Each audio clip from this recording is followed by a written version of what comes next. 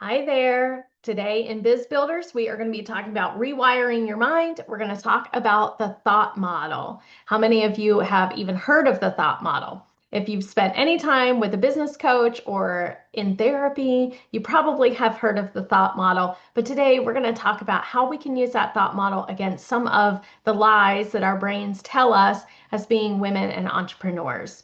My name is Angel Hicks. I'm the CEO and founder of Evolve, and we do Biz Builders every Friday morning at 9 a.m. Eastern. What is the thought model? So the thought model starts with circumstance. This is a neutral fact or event that's happening, just something outside of your control. It's just the circumstance that you find yourself in. Then there's the thought, then it goes to a feeling, then it goes to action, then it goes to your result. So we always start with what is the circumstance? What is the thought that your mind is giving you? Then it goes to your feeling. A lot of people think that feeling just pops up. The circumstance happens, the feeling pops up.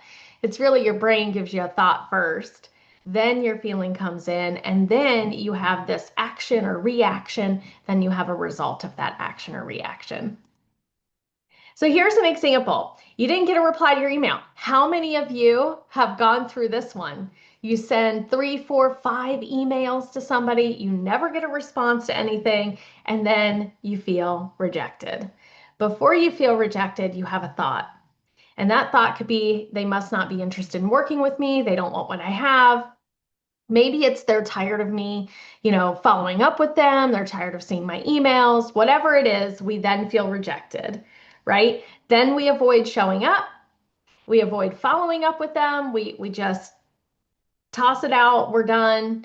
And you miss that opportunity, which then is just reinforcing your thought that you're not good enough or imposter syndrome or whatever it is that you tell yourself, right? You have now proved to yourself that they were not interested in what you have. So how can we use the thought model to better serve ourselves as we're going through all of these things we're learning and we're growing? So many of us have these silent beliefs. I'm not good enough. I don't know what I'm doing. I'm going to mess it up. They don't want to work with me. I People aren't going to pay for what I do. How many of us have gone through that? People don't want to pay for what I do. These things are obviously in our minds. They're blocks in our minds and negative thoughts that we have. So how can we change our thoughts to better reflect the wonderful, amazing entrepreneurial women that we are using this thought model? So here are 5 elements, right? Circumstance, these are neutral facts. There's nothing you can do about it. It's the circumstance that you find yourself in. There's not nothing you can do about it, but this is the circumstance that you find yourself in, right? This is the thought. So your interpretation of what's happening in the story. Emotional triggers, that's your feelings, then your action. What are you going to do? Are you going to blow up? Are you going to ignore it? You're going to pretend it's not happening? Anybody else with avoidance issues? Okay. And then what are your results that you create from that? Missed opportunities. It could be stress. It could be sleepless nights. Anybody deal with that? It could be any number of things that your results are getting from all of these thoughts becoming feelings about a circumstance. So here's an example again. My last launch didn't meet my goals. How many times has that happened to us?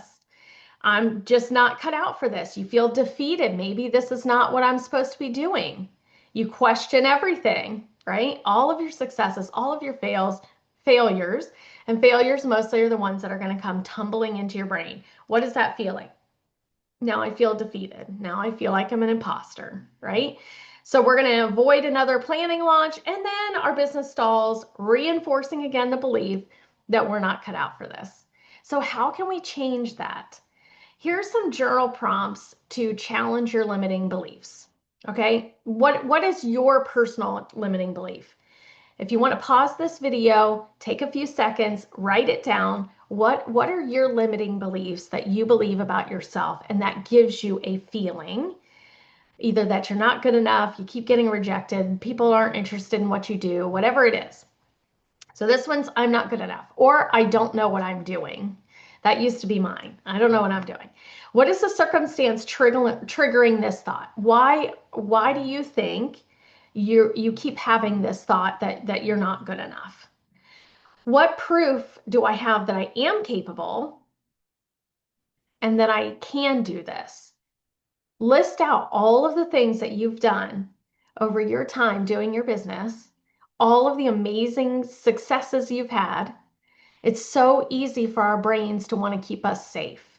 So they remind us of the danger, of the feelings of rejection and the feelings of not being good enough and the feelings of because your brain is built to keep you stuck and stalled. So how can we change that and say, no, no, brain, thank you so much for trying to keep me safe, but it's not dangerous and I can handle this. We're going to be fine. What do I tell a friend who might feel this way? We're oftentimes much nicer to other people than we are ourselves. What's a new thought I could try? I've done this before. I think I'm going to be okay. Right? I keep getting rejected. That one rejection just lingers and lingers and lingers. You all have it. As soon as I said that, you probably had a circumstance or something come up in your mind where you felt completely rejected. What meaning did I assign to it? What might be an alternative or a more empowering thought? And then how can my action shift to a new thought? What is that new thought that I want to feel? I can't trust myself. As women, this is a big one, whether you're an entrepreneur or not. I can't trust my gut. I can't trust myself. Sometimes we've been gaslit for so long that, we just don't trust what we see or hear or feel. So what moment made you start believing this? Was it a parent, a spouse, a teacher? Maybe it was a friend of yours. Where did you start believing that you really couldn't trust yourself? Write that down. And then what's one moment or decision? Was that one moment the whole story, or was there some other circumstances with that? What would trusting myself more look like? And what actions would I take if I was trusting myself more? So hopefully these kind of challenges, these prompts will help you start to think through some of the limiting beliefs that you have about yourself. Maybe it's about money. Maybe it's about your marriage. Maybe it's about being a mother. Whatever those things are, write those down and then try to reframe that. We're trying to change the neural pathways in our brain so that it's not always dangerous or we don't always feel like we have to self-protect. So the goal isn't to think just happy thoughts, okay? It's to just become aware of your thoughts, the unhelpful thoughts, and then choosing what thoughts serve you and what thoughts don't. You are in control, obviously, of your own thought patterns, of your own, how you're feeling about your circumstances. So what do you want to feel about your circumstances? And then what's one thought I'm willing to let go of today? And what thought do I want to bring in its place? Think about that. Which of those thoughts, all of them, pick one and just be aware of when that comes in, that circumstance hits again, because it will hit again. What is that thought I have about that circumstance? What is the feeling? How am I going to take action about it or react? And then what is the result that I want from that thought? So here are some journal prompts. If you're watching this on replay, which part of the thought model feels like the hardest to you? And how and why? Why does that? What is one reoccurring thought you've noticed that might be holding you back in your business? Have you ever reframed a negative thought and what was the result of that? What are some common unhelpful thoughts that women in business hear or internalize? How can we rewrite them? And then what support do you go to when you do have self-doubt or fear? What is in your toolbox? So let's write down all the things that we can use in our toolbox when these invasive thoughts come. I hope this was helpful for you. It certainly is always helpful for me to remember the thought model and remember that these are just thoughts coming into feelings. So I hope you make it a great week. Until next time, bye.